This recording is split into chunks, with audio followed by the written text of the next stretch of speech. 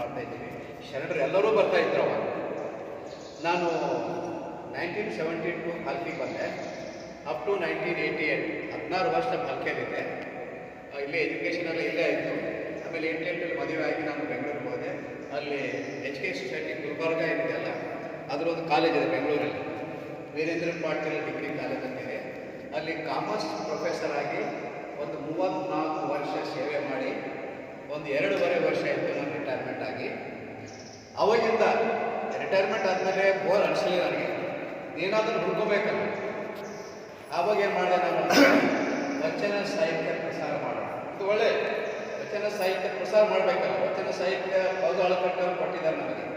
ಆ ವಚನ ಸಾಹಿತ್ಯ ಪ್ರಸಾರ ಮಾಡಿದರೆ ಏನಾದರೂ ನಮ್ಮ ಜನರಿಗೆ ಗೊತ್ತಾಗಬೇಕು, ನಮ್ಮ ತತ್ವ ಇದೆ, ಶರಣ ಸಿದ್ಧಾಂತ ಇದೆ, ಶರಣ ತತ್ವ ಇದೆ, ಎಲ್ಲರಿಗೂ ಗೊತ್ತಾಗಬೇಕು ಅಂತೇಳಿ ನಾನೇನು ಮಾಡ್ತಾ ಇದ್ದೀನಿ, ವಚನಗಳು ಎಲ್ಲ ಶರಣರು ನನಗೆ ಹೆಚ್ಚೆಚ್ಚು ವಚನಗಳು ಸಿಗ್ತಾವಲ್ಲ, ಶರಣರ ವಚನಗಳು ಕನ್ನಡದಲ್ಲಿ, ಹಿಂದಿಯಲ್ಲಿ, ಇಂಗ್ಲೀಷಲ್ಲಿ ಟ್ರಾನ್ಸ್ಲೇಟ್ ಮಾಡಿ ಎಲ್ಲ ಗ್ರೂಪ್ ವಾಟ್ಸಪ್ ಗ್ರೂಪ್ ಇವೆ ನಮಗೆ.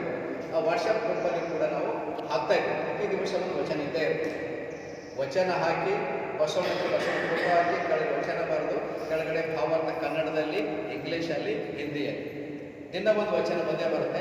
ಇವಾಗೇ ಇಲ್ಲಿ ಶರಣರು ಸಿಕ್ಕ ಮೇಲೆ ಎಲ್ಲ ಪರಿಚಯ ಆದಮೇಲೆ ಮರ್ತೋಗಿ ತುಂಬ ವರ್ಷ ಆಗಿತ್ತು, ಮರ್ತೋಗಿ ನಾನು ಯಾರು ನಿಮಗೆಲ್ಲ ನೋಡಿದಂಗಿದೆ ಗೊತ್ತಾಗ್ತಾ ಇಲ್ಲ ಅಂತಂದ್ರು. ನಾ ಎಲ್ಲ ಪರಿಚಯ ಮಾಡಿಕೊಟ್ಟೆ ಅವ್ರಿಗೆ. ಆಮೇಲೆ ಗೊತ್ತಿದ್ದು ಹೌದಲ್ಲ ಹೌದಲ್ಲ.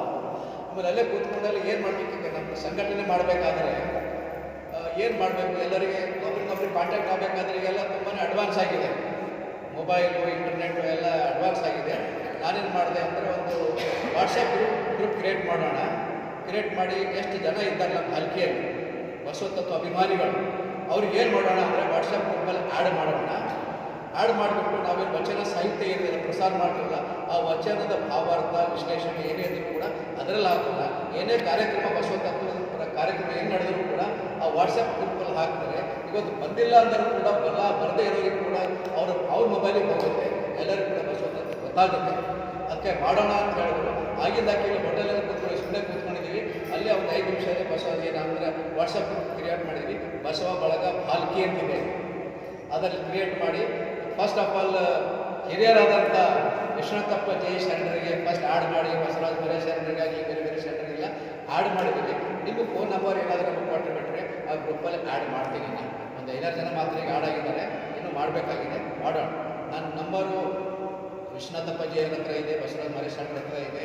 ಸೊ ನೀವು ನಂಬರ್ ಕೊಟ್ಬಿಟ್ರೆ ಆ ಗ್ರೂಪ್ ಕ್ರಿಯೇಟ್ ಮಾಡ್ತೀವಿ. ಗ್ರೂಪಲ್ಲಿ ನಿಮ್ಮ ಹೆಸರು ಆ್ಯಡ್ ಆಗುತ್ತೆ.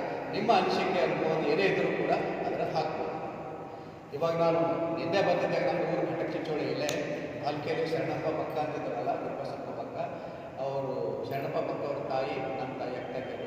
ನಮ್ಮ ಚಿಕ್ಕಮ್ಮ ಆಗಬೇಕಿತ್ತು. ಅಲ್ಲಿ ನಾನು ಎಜುಕೇಷನಲ್ಲಿ ಕಂಪ್ಲೀಟ್ ಇಲ್ಲೇ ಆಗಿ ನಾನು ಎಜುಕೇಷನಲ್ಲಿ ಮುಗಿದ ಮೇಲೆ ಜಾಬ್ ಸಲುವಾಗಿ ಬೆಂಗಳೂರಿಗೆ ಹೋದೆ. ಅಲ್ಲೇ ಸೆಟ್ಲ್ ಆಗಿದೆ. ಅಲ್ಲೇ ಮಕ್ಕಳು ಮೊಮ್ಮಕ್ಕಳು ಎಲ್ಲರೂ ಕೂಡ ಅಲ್ಲೇ ಇದೆ. ಆಲ್ಮೋಸ್ಟ್ ಅಲ್ಲೇ ಸೆಟ್ಲ್ ಆಗಿ ವರ್ಷಿಗೆ 1-2 ಸಲ ಏನಾದರೂ ಹೋಗಿದ್ರೆ ಮತ್ತೆ ಏನಾದರೂ ಇದ್ದರೆ ಬಂದು ಹೋಗ್ತಾ ಇರ್ತೀವಿ. ಬಂದಾಗ ಶರಣರ ದರ್ಶನ ಎಲ್ಲ ಇದಾಗುತ್ತೆ. ಅದಕ್ಕಾಗಿ ಇವತ್ತೇನೋ ಹೇಗೋ ಬಂದುಬಿಟ್ವಿ. ಶರಣರು ಸಿಕ್ಕರು, ಆಮೇಲೆ ಗ್ರಾಮಿಕ ಪ್ರಾರ್ಥನೆ ಮುಗಿಸ್ಕೊಂಡೇ ಹೋಗಿದ್ದೀವಿ ಅಂತ ಹೇಳಿದ್ರು. ಆಯಿತು, ಲೇಟ್ ಆದರೂ ಪರವಾಗಿಲ್ಲ ಅಂತ ಹೇಳಿ ಇವ್ರ ಜೊತೆ ಬಂದಿದ್ವಿ. ನನಗೆ ತುಂಬಾ ಖುಷಿ ಆಗ್ತಾಯಿದೆ. ನಿಮ್ಮೆಲ್ಲರ ಮುಖ ನೋಡಿ, ನಿಮ್ಮೆಲ್ಲರ ಅನುಭವ